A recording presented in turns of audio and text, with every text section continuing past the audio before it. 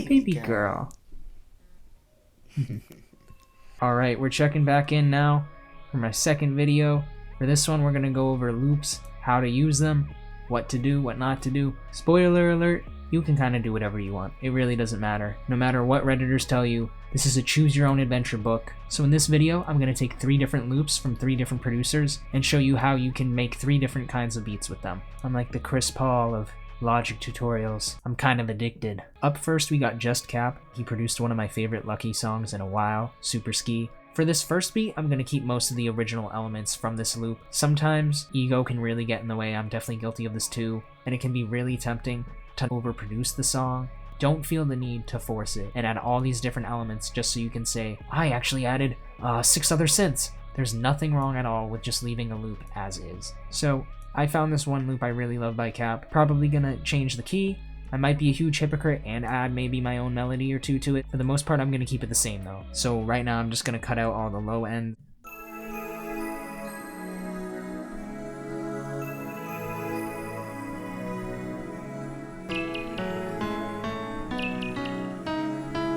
Right now I'm gonna divide it into different sections that I like.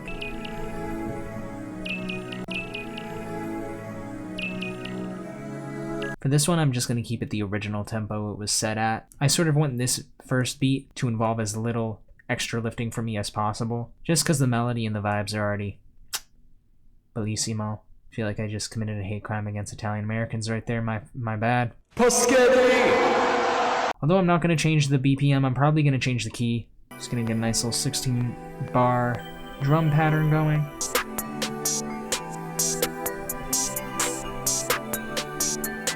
I was just going to add just an 808, but I'm getting a lot of inspiration right now.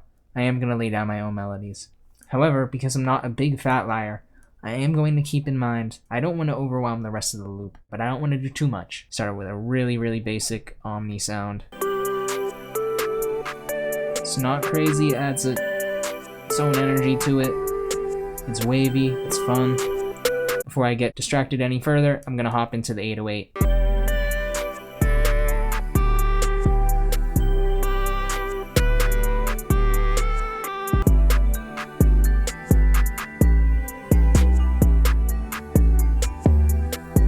I'm thinking of doing another synth part.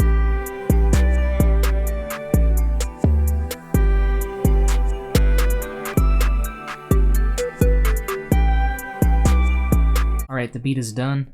Thank you, Cap, for the loop. I'm gonna play you guys a little preview of what I cooked up.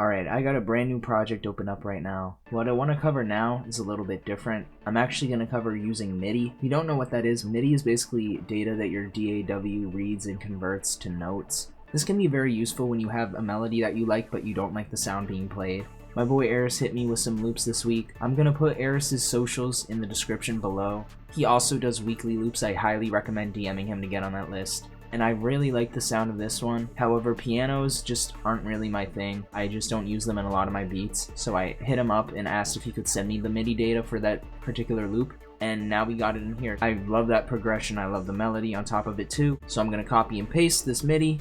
Just gonna plop it right here into Omni. Lately, I've been using Omni solely to spite people. People have been talking crazy about it online. I don't know why. I think Nick Mira might have something to do with it.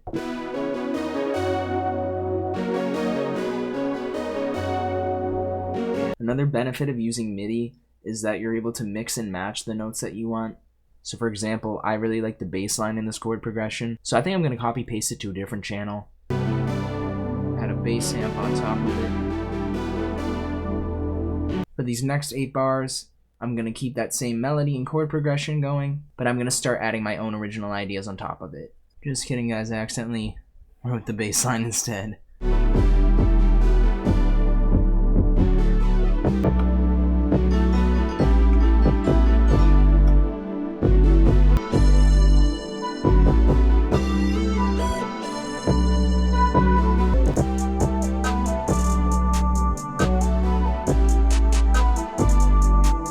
Basically what I did is take this same part here, just pitch it up an octave.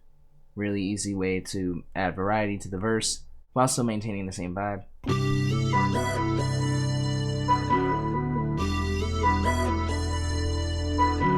Pretty simple beat. I'm just gonna add some variety to the composition, maybe take out the drums here and there. And yeah, that's it for this one. I really like this one.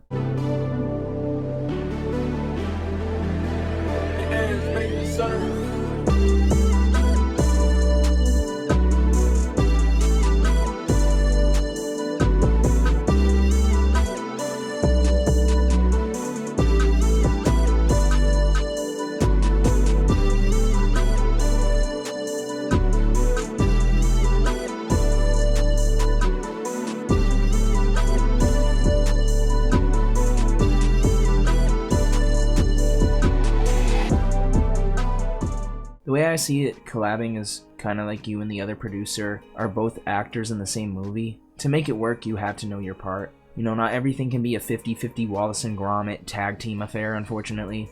Sometimes one of you is going to have to take the backseat. That could mean keeping the melody the same while adding 808s and some drums, maybe even toss some effects on the loop. Then other times, you're the star of the show. Speaking of which, that takes me to part 3. I'm time traveling again. Now we're going into technique number 3, which is isolating the unique parts of a loop. This is a loop from Perino. I have worked on so many tracks with this guy. He just produced the new Cloudmain EP all entirely by himself, but this loop is actually the loop that gave me the idea for this video. We got the whole loop right here. However, the part I'm going to use is this part right here. The reason why I'm choosing this section out of all the other ones is because I want to go over another way to use loops. This is pretty similar to the pick and choose method I did with Cap's loop. However, with this loop, I'm going to treat it more like a straight sample and really manipulate it. Gonna just really just switch up this sound. I think I'm gonna go for like an aggressive type sound with this one.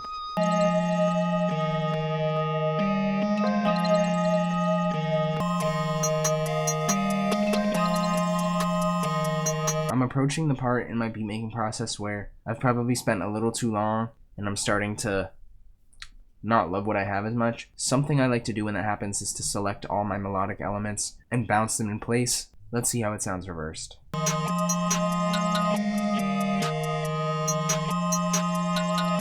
I actually really like that. I just have a few questions about if whether or not these synths are in key. They're kind of sounding out of key to me. This is something I like to do when I'm not sure that a sample or a VST that I'm using is in key.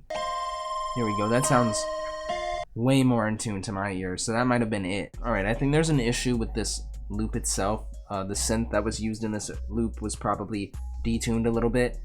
I'm actually pretty okay with that in this circumstance because in the grand scheme of this beat, it's pretty much in the background. I think it's actually going to add a nice detuning effect without making the track sound weird.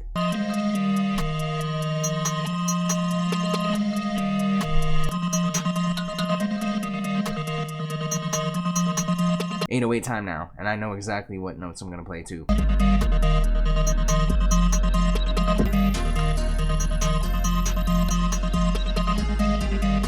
I was right, reversing this really breathed some fresh air into this idea. Alright, now let's turn this into an actual track. I think I'm really gonna keep the whole beat just like this, with some little differences here and there. Now I just gotta arrange it.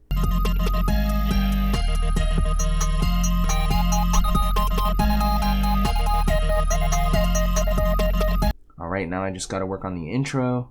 I never go into this view mode. That's how you know I'm really getting down and dirty.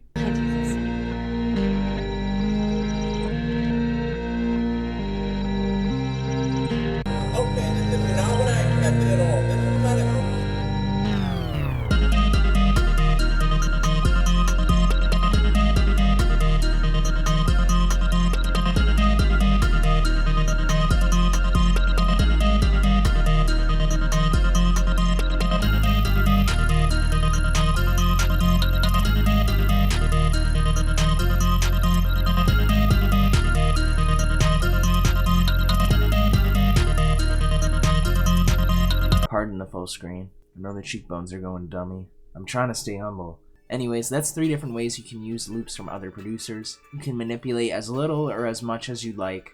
Don't let these Redditors bully you. Nobody gets mad at the drummer in a band for only writing and playing the drum parts. Nobody cares that the synth player only plays a synth. So if you're just adding 1 or 2 sounds to a loop, just get out of your own head. Don't get me wrong, I'm all for finding unique ways to flip loops and samples, but at the same time, like, you don't need to prove how much of a god you are. Sometimes all you need is the hacked my Instagram 808 and the Zaytoven, and you're totally fine. Shout out to all the producers whose loops I used. Once again, all their links are down below in the description. A lot of them got weekly loops, and of course, always please credit your co-producers. I'd also like to say thank you for all the support I've gotten on the last video. Already, that video's gotten more views than any of the beats I ever posted to this channel, and I've just had so much fun making that video. I definitely want to keep making more in the future. Let me know what my next video should be about. I'm thinking of showing you guys a tool I use to take my sampling game to the next level. Hope you guys have a great day, and thanks for all the support.